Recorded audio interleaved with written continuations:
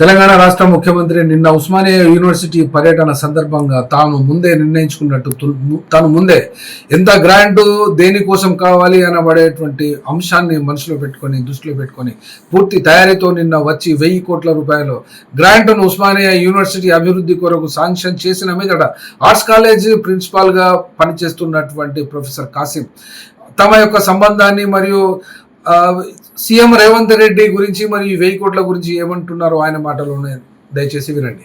40,000 మంది ఈ యూనివర్సిటీలో చదువుకుంటున్నారు. మీ అందరి తరపున వారికి వందనాలు తెలియజేస్తున్నా. ఇక మిగిలింది 1000 కోట్లతో అందమైన భవనాలు 24 నెలల్లో వారు అనుకుంటే నిర్మాణం జరుగుతుంది. జీవో ఇచ్చారు గనక, డబ్బులు వచ్చాయి గనక 24 నెలల్లో ఇంజనీర్ల పని పూర్తి చేస్తారు. కానీ రేవంత్ అన్నను నేను మొదటి నుంచి అన్న అని పిలవటం నాకు అలవాటు. 20 ఏళ్ల నుంచి మా స్నేహంలో భాగంగా అన్న అనే సీఎం గారు అన్న